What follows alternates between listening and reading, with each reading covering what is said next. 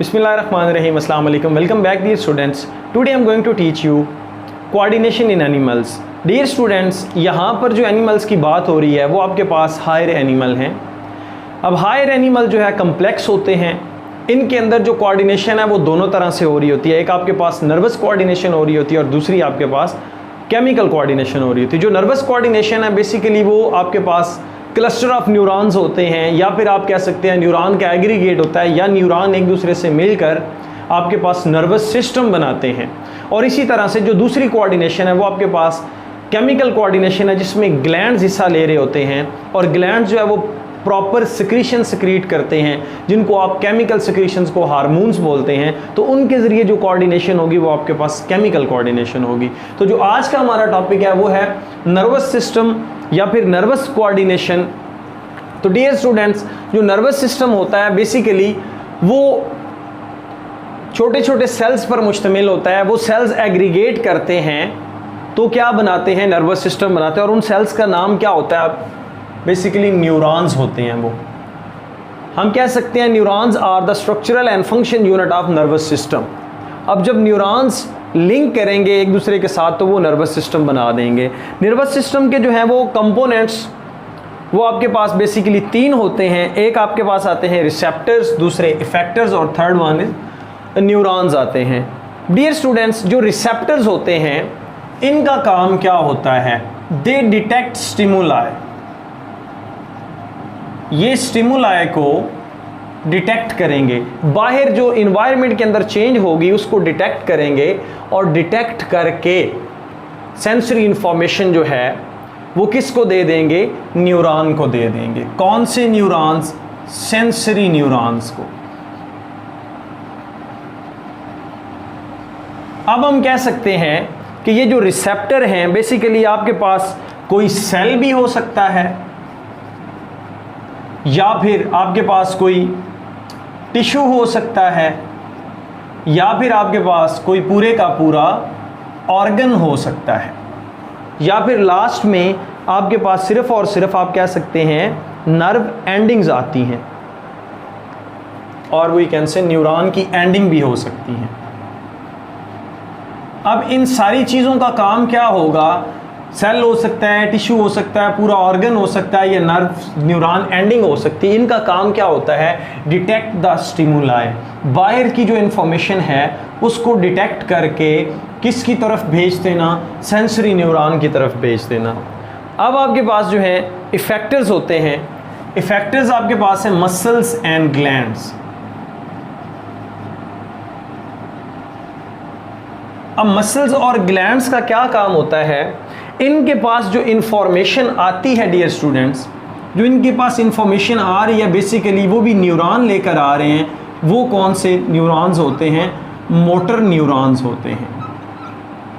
Motor neurons इनके पास information लेकर आते हैं कि आपने कॉन्ट्रैक्ट करना है या फिर आपने क्या करना है, सिक्रीशन को सिक्रीट करना है ग्लैंड्स की फॉर्म में. तो आप कह सकते हैं रिसेप्टर जो हैं वो एप्रोप्रिएट रिस्पॉन्स जनरेट करते हैं. जो रिस्पॉन्स शो करते हैं वो आपके पास क्या कहलाते हैं, इफेक्टर्स कहलाते हैं. उसके बाद हमारे पास आते हैं न्यूरॉन्स. न्यूरॉन्स आपके पास तीन तरह के होते हैं. न्यूरॉन्स क्या हैं, फंक्शनल एंड स्ट्रक्चरल यूनिट है नर्वस सिस्टम की. ये बेसिकली आपके पास तीन टाइप्स के होते हैं. एक होते हैं सेंसरी न्यूरॉन, दूसरे होते हैं मोटर न्यूरॉन, और थर्ड वन होते हैं इंटर न्यूरॉन. अब डियर स्टूडेंट्स, ये जो सेंसरी न्यूरॉन है नाम से ही जाहिर होता है कि ये सेंस की इंफॉर्मेशन को जो कि ये रिसेप्टर से ले रहे हैं उसको किधर भेजेंगे, इंटर न्यूरॉन्स के पास भेजेंगे. और इंटर न्यूरॉन्स जो आपके पास प्रेजेंट होते हैं ब्रेन एंड स्पाइनल कॉर्ड के अंदर, ये इसको प्रोसेस करने के बाद क्या करते हैं, मैसेज को किधर भेज देंगे, मोटर न्यूरॉन के पास भेज देंगे. और मोटर न्यूरॉन जो होते हैं ये मोटर पावर रखते हैं, यानी कि काम करवाने की सलाहियत रखते होते हैं. और ये क्या करते हैं, मसल्स या ग्लैंड को मैसेज देते हैं कि आपने कॉन्ट्रैक्ट करना है या फिर आपने क्या करना है, सिक्रीशंस बनानी है। तो अब ये जो मैसेज है, ये जो मैंने एरो बनाए हैं, बेसिकली ये किस फॉर्म में जा रहे होते हैं, ये इम्पल्स की फॉर्म में जा रहे होते हैं। ये हमारा इंशाल्लाह आगे नेक्स्ट लेक्चर होगा।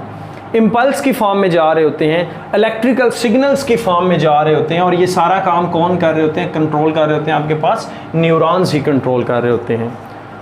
तो अब नेक्स्ट जो है वो है हमारे पास जो रिसेप्टर्स हैं, बेसिकली ये कितनी टाइप्स के हैं हमारी बॉडी के अंदर।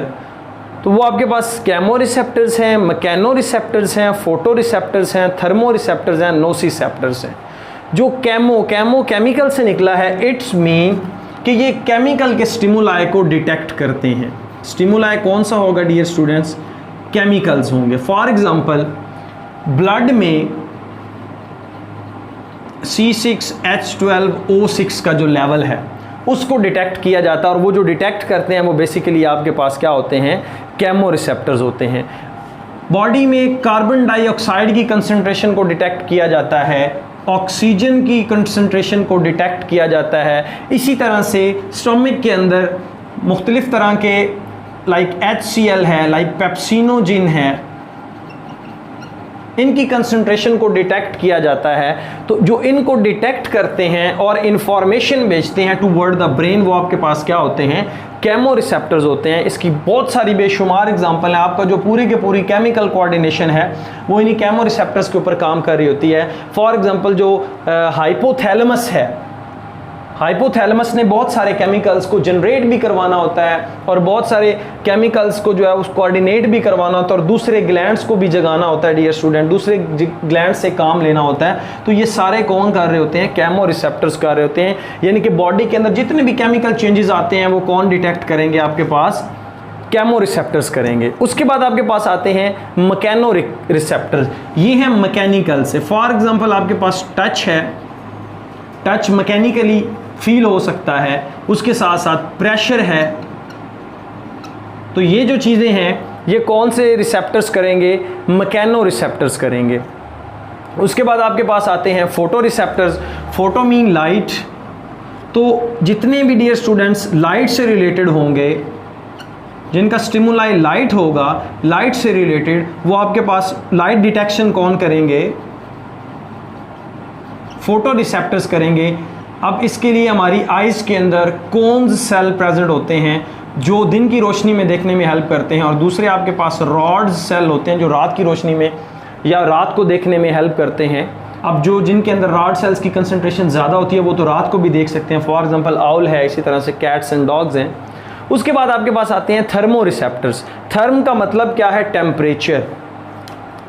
तो ये जो रिसेप्टर्स होते हैं बेसिकली ये टेम्परेचर को डिटेक्ट करते हैं, और टेम्परेचर में भी बेसिकली आपके पास हीट आ जाती है और दूसरी कोल्ड आ जाती है। यानी कि हीट और कोल्ड को जो डिटेक्ट करते हैं वो आपके पास कौन से होते हैं, थर्मो रिसेप्टर्स होते हैं। और उसके बाद आते हैं नोसिसेप्टर्स। नोसिसेप्टर बेसिकली आपके पास अनडिफरेंशिएटेड एंडिंग्स होती हैं। अब इनका काम क्या होता है, इनका काम होता है पेन को डिटेक्ट करना, डिटेक्ट द पेन। अगर ह्यूमंस में रिसेप्टर्स की बात करें तो पहला हमारा जो रिसेप्टर है वो आता है स्किन। स्किन क्या है, स्किन एक प्रोटेक्टिव लेयर है जो क्या करती है, इंटरनल ऑर्गन को प्रोटेक्ट कर रही होती है from harmful fluctuations of external environment. कि बाहर अगर टेम्परेचर कोई भी है तो उसमें एक स्किन का अपना प्रॉपर रोल होता है कि वो बॉडी के इंटरनल ऑर्गन की प्रोटेक्शन करती है, एब्रेसिव डैमेज से बचाती है। उसके साथ साथ ये सेपरेट करती है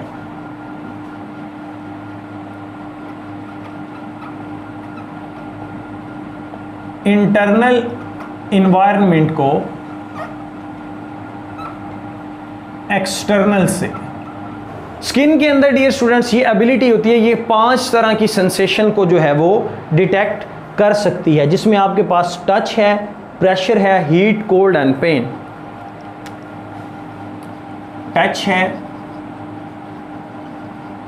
प्रेशर है, हीट है, कोल्ड है एंड पेन है। ये 5 तरह के जो स्टिमुलाई हैं इनको हमारी स्किन जो है वो डिटेक्ट कर सकती है।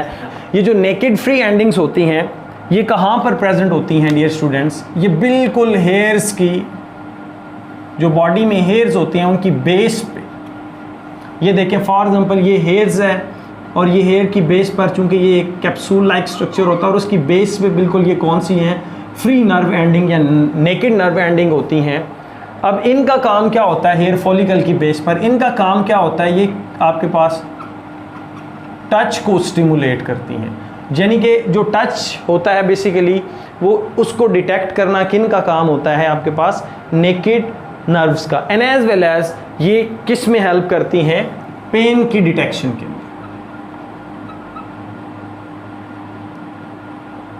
टच और पेन जो है वो इनका काम होता है नेकेड का।